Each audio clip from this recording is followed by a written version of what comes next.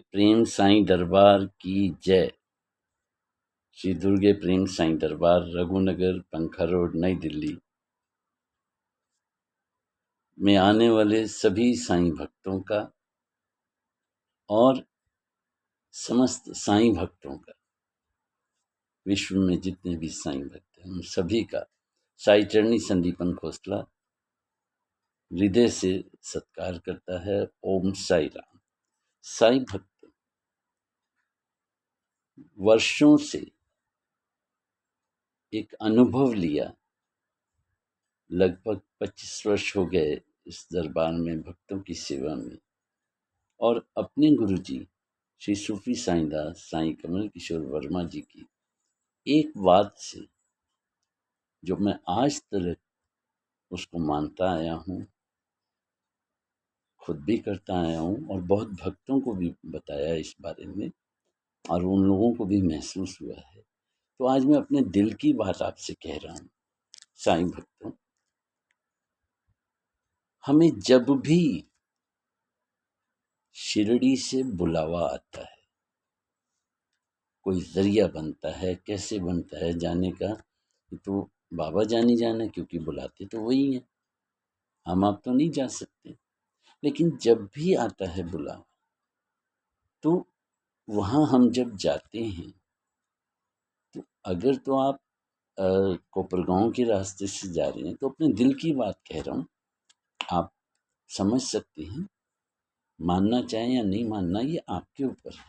लेकिन महसूस किया है कि सर्वप्रथम अगर आप कोपरगांव के रास्ते से जा रहे हैं, मनमाड़ उतरते हैं और कोपरगांव गाँव बीच में है, या कोपरगांव उतरते हैं, तो सर्वप्रथम बाबा साहब का वहाँ उनको सलाम करते हुए ज़रूर जाइए, उनका आशीर्वाद लेते हुए ज़रूर जाइए, क्योंकि कोपरगांव में बाबा साहब ने 12 वर्ष तपस्या की।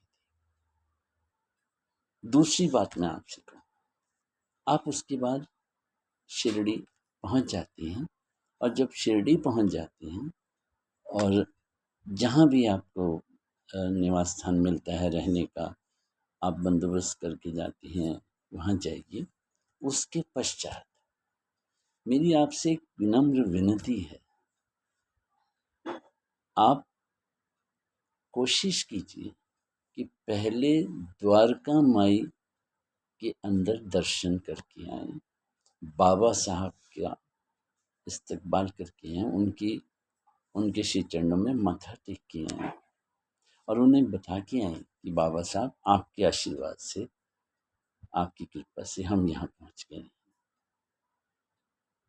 और उसके बाद आप चाहे समाधि मंदिर जाएं, चाहे गुरु स्थान जाएं, चाहे कहीं भी जाएं, चाहे चावड़ी जाएं, वो आपके ऊपर है।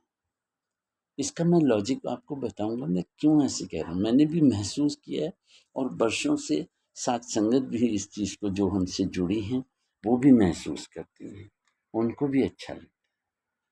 और जब वहाँ जाएं और 2 दिन या 4 दिन का आपका वहाँ स्टे है, या बाबा ने आपको 2 दिन रोका है या 4 दिन रोका है, तो जिस दिन आपने वापसी आना है, उस दिन भी आप चाहे एक पल के लिए द्वारका माई में, चाहे कितनी भी साथ संगत हो, अगर अंदर नहीं जा सकते हैं, आपकी गाड़ी का टाइम लेट हो रहा है, तो आप 2 पल के लिए चाहे उनके द्वार पे ही खड़े होके उनसे इजाज़त लेके जाएं।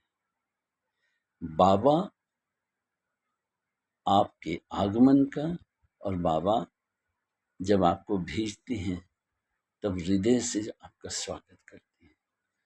अगर आपकी आंखें नम होती हैं तो बाबा की भी आंखें नम होती हैं। ये मैं इसलिए कह रहा हूँ, मैंने महसूस किया है। और इसका एक लॉजिक ये भी है, शिरडी संस्थान का जो महान ग्रंथ है, जिन्हें महान लेखक हेमाड़ पंत जी ने लिखा है, उसके 4थे अध्याय में, हिंदी में मेरे पास है, 4थे अध्याय के 21वें पेज पर ये चीज़ बहुत ही अच्छे ढंग से और बहुत ही सरलता से लिखी गई है, कि उसमें ये कहा गया है, एक पैराग्राफ में ये बाकायदा ये चीज़ समझाई गई है कि द्वारका और कृष्ण की द्वारका, इस द्वारका का और कृष्ण की द्वारका से, भगवान कृष्ण की द्वारका का क्या ताल्लुक है। उसमें लिखा है कि ठाणा के अवकाश प्राप्त मामलतदार श्री बी देव ने अपने अनुसंधान द्वारा यह प्रमाणित कर दिया है कि शिरडी पंढरपुर की परिधि में आती है और पंढरपुर जो है वो श्री कृष्ण जी का प्रसिद्ध स्थान है, अतः शिरडी ही द्वारका है। आप देखिए कितनी सरलता से और कितनी सच्चाई से, कितनी साफगोई से ये बात समझाई गई है, लिखी इस महान ग्रंथ के अंदर। और उसी में ही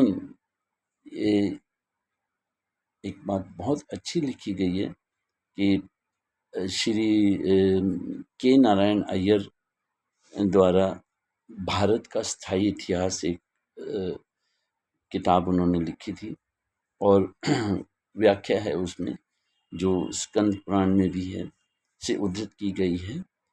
तो वो क्योंकि संस्कृत में है, संस्कृत में मुझे बोलने में थोड़ा सा दिक्कत होती है, लेकिन उसका गूढ़ तथ्य नीचे दिया है कि जो स्थान चारों वर्णों के लोगों को धर्म, अर्थ, काम और मोक्ष के लिए सुलभ हो, दार्शनिक लोग उसे द्वारका के नाम से पुकारते हैं।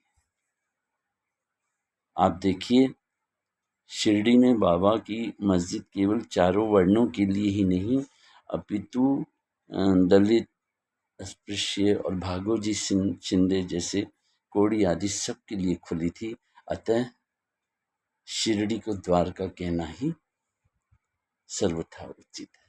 इसलिए इस जो द्वारका माई की महत्ता है कि वहाँ बाबा ने सब धर्मों का, वर्णों का, सबका वहाँ समावेश किया है और बाबा इंतजार करते हैं अपने भक्तों का, साईं भक्तों।